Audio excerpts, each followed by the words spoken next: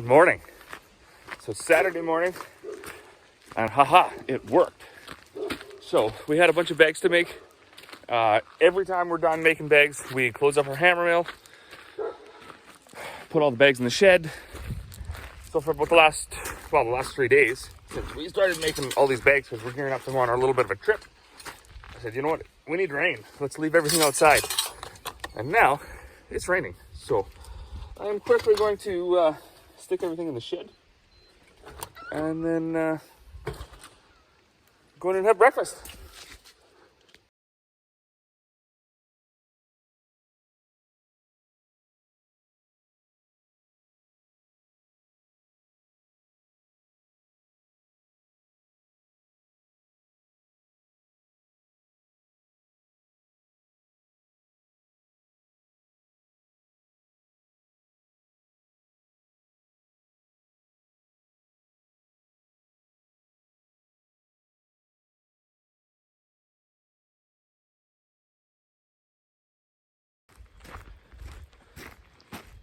So we finally got our parts for our red-on lawnmower in yesterday. I got that fired up, and it was unbelievable. So buddy come over, and he's like, okay, when you get the parts in, you tell me and I'll start it.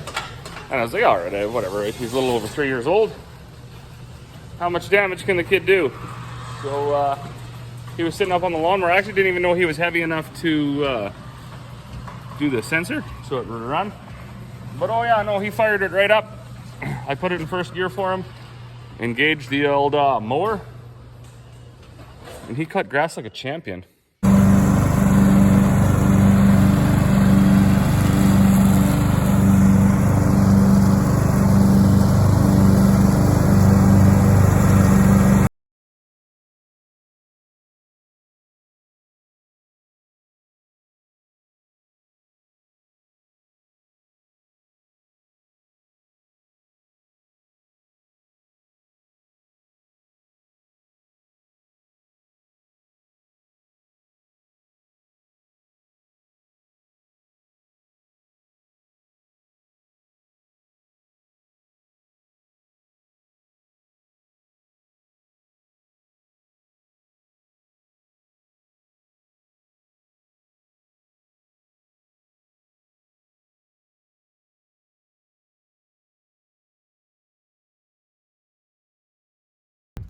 So we're gearing up. We're heading out tomorrow. We're gonna go on a little bit of a trip.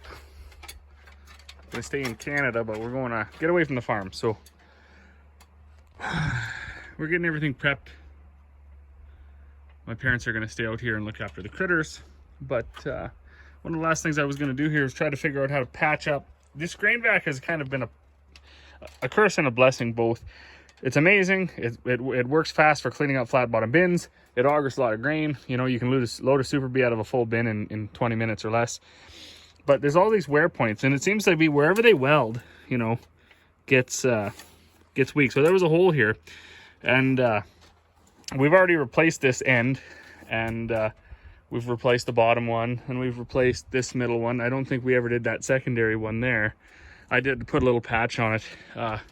And all this patching and all this stuff, it's not so much that a guy doesn't want to buy the new parts. It's you're trying to maximize the amount of time you get between buying new parts. So for instance, this tube right here, as you can see, you know, I mean, it was garbage, and it's because it starts to fail right away where they weld on it. And I don't know why they don't figure that out, that maybe they should reinforce that right off the bat. So, but they never do, and they never will. In order for them to get that smart and that efficient when they're building the machinery, instead of this costing $45,000 or whatever they cost now, it would cost $100,000, and then it just wouldn't, because they'd be like, oh, we reinforced here, which, you know, it's another 20 bucks worth of metal, but they'll charge you 20,000 for it. So we definitely do that. Try to keep this stuff out of the scrap yard as long as possible. So, and all of this stuff, I mean, it's from the old tube. So most of this tube is good. It's just, you know, the weak spots, and the weak spots are where they weld all this stuff onto it. You know, they've made the metal right here weak, so as the grain's going through it, it fails quicker. So, you know, I mean, there's the end. This is the top of of it before. We had tried to patch it up too until the point where it just failed, and you know, then you got to replace it. And this grain vac, I mean, it has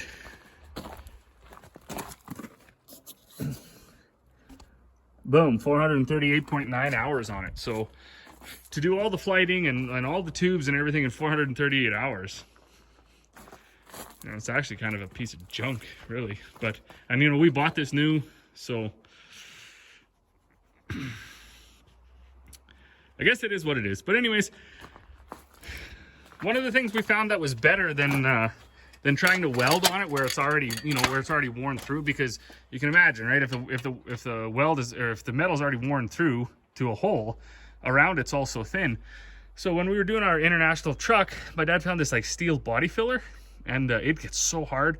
So we started doing that. And anything like that, JB Weld and all of that stuff, it's the same principle. So you mix this stuff up, you clean this up really good. It gets really hard. Spread that stuff on there. Let it get really hard, and then if you want, sand it down and repaint it. We're not the kind of people that everything needs to be shiny new and painted. I mean, this stuff is just a tool.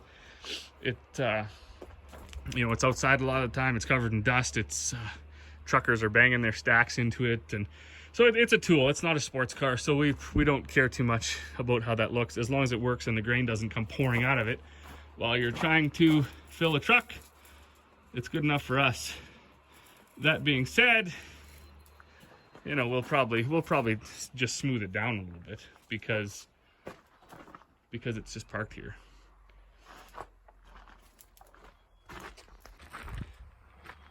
The other thing, if we have a little bit of paint, we'll just touch that stuff up a little bit. It just prevents it from rusting so fast. So, whew. But it is what? It's only 2 o'clock. We got. We put a thing out on the internet there that we were going to leave for a week, so we had a whole bunch of bags to make. Corey and I, we made like 35, 40 bags the last couple of days. So between that and getting everything ready to go, that's pretty much been our last few days. So I probably won't be doing any videos while I'm gone on my little trip, because that wouldn't be, that would sort of take away from the getting away from here and spending some time not farming. But we will see you all when I get back.